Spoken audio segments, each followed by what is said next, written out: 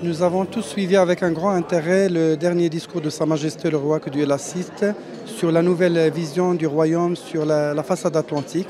Nous savons très bien que le Maroc dispose de deux façades maritimes, la façade atlantique et la façade méditerranéenne.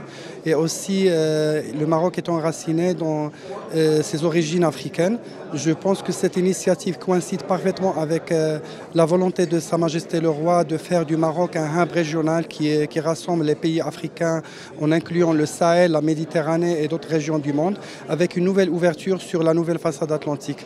Le Policy Center for the New South, en organisant ce forum annuellement, avait également cette volonté de discuter les possibilités de rapprochement dans le cadre de la façade atlantique et d'ouvrir le débat entre les différents continents concernés, les différents pays concernés. Aujourd'hui, nous avons vu la participation de plusieurs intervenants de l'Amérique latine, de l'Amérique, de l'Afrique et aussi de l'Europe pour discuter les liens communs qui rassemblent ces pays autour de la mer Atlantique et l'océan Atlantique et autour des enjeux communs qui peuvent aller du commerce jusqu'aux enjeux sécuritaires ou autres.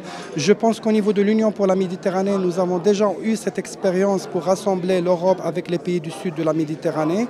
Nous avons en quelque sorte notre vision de ce mode de rapprochement régionaux et nous pouvons contribuer positivement pour le rapprochement entre les pays concernés. Et nous sommes à la disposition du Royaume du Maroc pour apporter notre modeste expérience et expertise dans ce domaine pour en tirer les leçons et construire un modèle permettant à nos pays dans l'avenir d'être un leader sur le plan atlantique.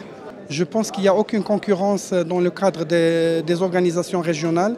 L'objectif ultime, si on veut atteindre un rapprochement régional, c'est d'assurer la paix, la sécurité, la stabilité, le développement économique, le développement humain. Ce n'est pas une approche concurrentielle, mais plutôt une approche complémentaire en faveur de la paix et la prospérité partagée.